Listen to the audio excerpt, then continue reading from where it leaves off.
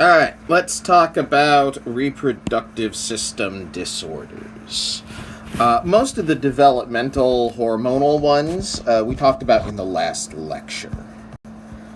So, first, the reproductive system is often prone to cancer. At least in part, this is because of the presence of stem cells, which are already immortalized and so easier to get cancer than other things. And some of it is because of sexually transmitted infections, and some of it is just cuz. Prostate cancer is the second most common cancer in men after lung cancer. It is, fortunately, nowhere near as fatal as lung cancer tends to be. Tumors can... so if tumors are close to where the urethra emerges, then they can cause like severe difficulty urinating, and you usually catch them early. But most of them grow near the periphery of the gland, where they don't obstruct urine flow, and so they will tend to grow until you start to get pain, which means that they're large enough that they're beginning to impress upon nearby organs. If allowed to continue untreated, they can metastasize, spreading into nearby lymph nodes, the lungs, other places. So if it's allowed to go without treatment, prostate cancer can be very dangerous. Fortunately, it is relatively easy to check the prostate for abnormalities. It's not a part of the body that you have easy access to. However, it can be digitally probed if you go in from the backside. So, for all of you prostate possessors out there, once you get past 50 or so, what you have to look forward to is every year or so you bend over and the doctor sticks his finger up your rectum and pokes your prostate, checking for lumps or any sort of inflammation or anything like that. It can also be diagnosed by looking for elevated levels of serine protease, which is sometimes called prostate-specific antigen, and acid phosphatases in the blood. Pap smears and cervical cancer for uterus possessors out there. So cervical cancer is one of the more common types of cancer in women. Risk factors include smoking, early age sexual activity, and most specifically STDs, particularly certain strains of the human papillomavirus. In fact, some very high percentage of cervical cancer cases are linked to the HPV virus. Cervical cancer can be very dangerous, but again, even though it's not exactly easily visible from the outside, it is in a part of the body that it can be checked out. And so as you know, as uterus possessors in the audience will probably know, pap smear, they insert a little device and take a small cell sample from the cervix, or pap as it is sometimes called, and then they examine the cells for abnormalities. Normal cells should be basically squamous epithelial looking cells. There are several stages of abnormality, but here are some malignant cancerous cells. So by staining the cells and examining them, you can hopefully catch cervical cancer very early. It tends towards being a fairly slow progressing cancer. And so just because you have an abnormal pap smear doesn't mean you have cancer. Though it usually does mean that you have HPV. But usually they monitor the progression. You know, okay, so you got some abnormal cells. Do they go away, or do they continue to grow and get more abnormal? If they continue to grow and get more abnormal, then you've got cervical intraepithelial neoplasia, which just means the growth of new tissue, new epithelial tissue in the cervix. Like class 1 is, hey, we're gonna check again in 6 months and see if it's still there. Class 2 is, this is looking a little strange. We're gonna go in and do a tissue biopsy. And then based upon the results of that biopsy, we may continue to monitor it, or we may recommend some sort of removal procedure. Class 3 is, this is definitely abnormal and, if not cancerous, very potentially cancerous in the future. We'll often call for radiation or some sort of procedure to remove the affected tissue. Sometimes they'll like burn it out with an electrical, like a superheated electrical filament, and depending upon the spread, they may go in and do an entire hysterectomy and taking out the entire uterus. They'll also probably check lymph nodes to see whether or not it is malignant and has spread. Ideally, you want to catch it in this area, or this area, so that you can monitor it. Usually at if there's something weird going on, usually about every 6 to 3 months, or 3 to 6 months, for activity. Breast cancer, not technically a reproductive system disease, but it is highly affected by reproductive system hormones. Breast cancer is the most common cancer among women. It occurs in 1 out of 8 or 9 American women, depending upon how you calculate it, and it is if not caught early, or if not treated right, can be fatal. So, generally speaking, breast cancer begins with cells in the mammary ducts. These are of the sort of milk gland producing cells rather than nearby adipose or fat tissue cells. And it's characterized by the presence of hard, dense tissue, sometimes called lumps. Breast cancer is usually, though not always, sort of a slow to medium developing cancer, which means early detection is your best friend for surviving it. If left untreated or undetected, it can spread. It will metastasize and spread to the lymph nodes, and from there to the rest of the body.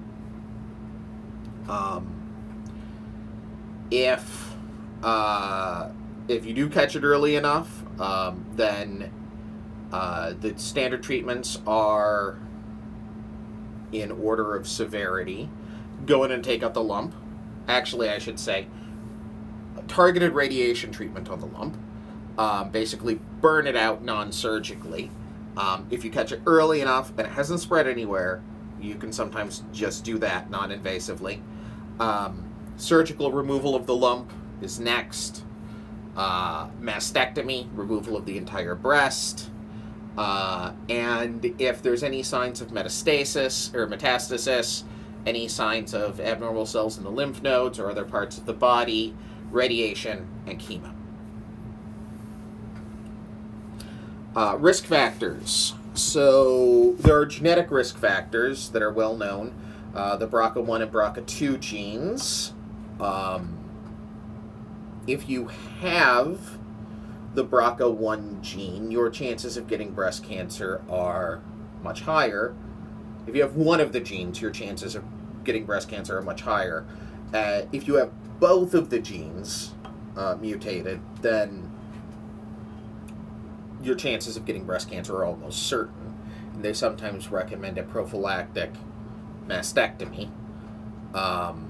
Nonetheless, most people who get breast cancer do not have the BRCA genes. There may be other unknown genes that also affect breast cancer, but as far as we can tell, most breast cancer is not inherited, despite what you hear about there being a gene for it.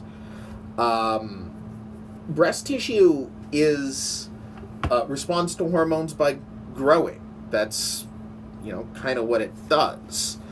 Specifically, it responds to estrogens by growing and expanding. And any tissue that can be signaled to divide and grow is more at risk of becoming cancerous, because that signal could be basically it's got a reproduce button, and if that button gets stuck on, then it'll just keep reproducing, and that's what cancer is. So some breast cancers are stimulated by estrogen, either high levels of synthetic or environmental estrogens. Estrogen-producing tumors on the ovaries. In addition, aging. Age is probably the primary risk factor. Carcinogenic chemicals, exposure to mutagens, excessive alcohol and fat intake, smoking. Don't ask me how smoking affects your breast tissue. It's a really complicated thing, but suffice it to say that smoking increases the risk of cancer almost everywhere. And actually, in most cases, there is no specific identifiable risk factor. It just is one of those cancers that happens to strike fairly randomly. So, treatments, as I said, the best offense is the best defense is a good offense, or the best offense is a good defense. Either way, early detection is what you want to go. With early detection, what are recommended is breast self-exams, looking for lumps, monthly for all women. Actually, relatively few tumors are caught through self-examination, and current recommendations go back and forth. There's some dispute in the community about how useful self-exams are, but generally speaking, it's a good idea to know what your body feels like so you can tell if it changes. Mammograms. In your late 30s, they recommend a baseline mammogram every 2 years during your 40s, and yearly over 50. Mammogram is basically a breast x-ray looking for dense nodules of tissue that could represent precancerous lesions. Again, there's some dispute in the field as to how useful mammograms are. There are some physicians who don't recommend mammograms start that early unless you have risk factors for breast cancer, because most positive hits on mammograms are false alarms. Most of the time when you see an abnormality on a mammogram, they do a biopsy, and it turns out to be nothing important. And so there's some question of, there's a lot of stress associated with that. There's some damage associated with taking the biopsy, but more importantly, when you tell people, oh, you have an abnormal mammogram, they have a tendency to freak out, and all that cortisol and stress hormones isn't very good for people. Some people who say that you might be doing more harm than good with early mammography. However, the people who've had cancers caught by early mammography tend not to be among those.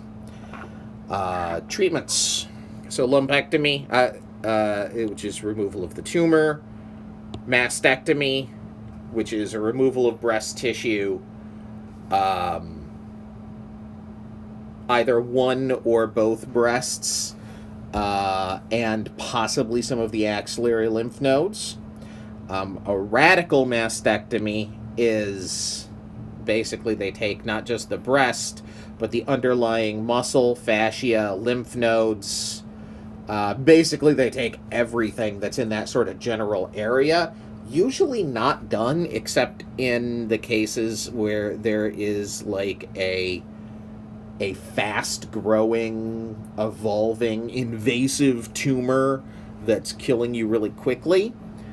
Because usually a radical mastectomy does not increase your chances of survival very much over a simple mastectomy. With almost all cancers, surgery is followed by radiation and chemotherapy, unless they're pretty sure that there's no chance it metastasized. Chemo and radiation are standard treatments for any sort of cancer, just because people don't like to take a risk. Erectile dysfunction. We haven't talked much about the erection pathway, but basically the way erections happen is through stimulation of the parasympathetic nervous system. There are nerve endings that actually release nitric oxide, laughing gas, but in this case, laughing is usually considered inappropriate. Nitric oxide activates enzyme called guanylate cyclase, which turns GTP into cyclic GMP, and this causes vasodilation, so you have more blood flowing in. If you have more blood flowing into the penis and less blood flowing out of the penis, it fills up like a big balloon. Cyclic GMP is gotten rid of by an enzyme, and that then alters the stimulus. You get vasocontraction, and blood resumes its normal pace, and you lose the erection. Causes of erectile dysfunction can be either organic or psychological.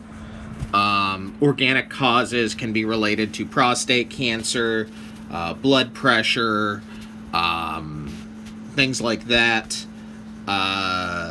But the far more common cause is psychological, usually related to stress.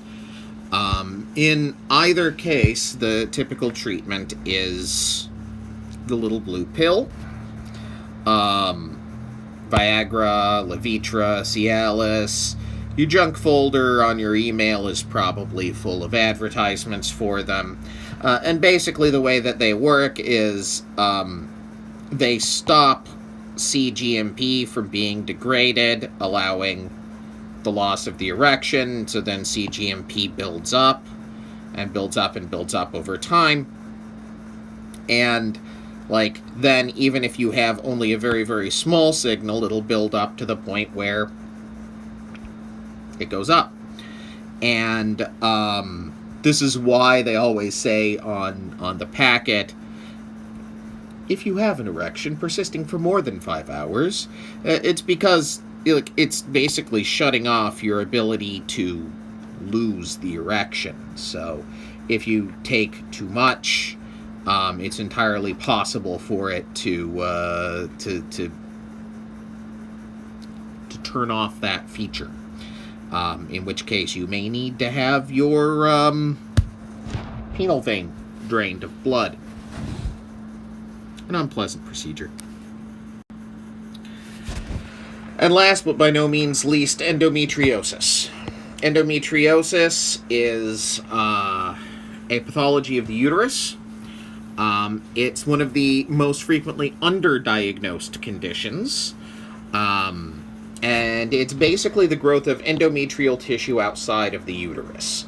Now, endometrial tissue is the inner lining of the uterus, and over the course of the menstrual cycle, it grows during the proliferative phase under the influence of estrogen, and then it becomes, it starts to secrete glycogen and becomes sticky during the secretory phase, and then it dies off during the menstrual phase. And if some tissue manages to get outside of the uterus and into the pelvic cavity, that tissue will still continue responding to those hormones the same way. So it will proliferate during the proliferative phase, and it'll secrete during the secretory phase, and it'll die off, or at least parts of it will die off during the menstrual phase, but the dead tissue won't have anywhere to drain to. So it just becomes dead, decayed tissue floating around inside of your pelvic cavity. And that causes inflammation, pain, and can cause a number of other diseases. It's estimated 6 to 10% of women have endometriosis at some point during their life. The cause of it is not completely understood, but it is thought to be a result of what's called retrograde menstruation. Basically, that some of the dying tissue, instead of draining out through the vagina, accidentally drains up and out through the fallopian tubes and into the pelvic cavity surrounding the uterus and ovaries. And that once it gets there, it just continues growing.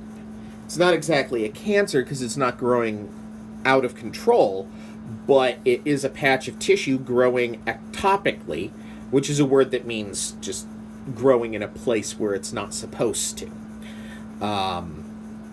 Causes pain, inflammation, sometimes severe pain, like crippling pain. Can cause pelvic inflammatory disease, infertility, and it is fairly difficult to treat. It can be treated medically, or hormonally, I should say, often with birth control. Because birth control convinces your body, hormonal birth control basically convinces your body that it's pregnant.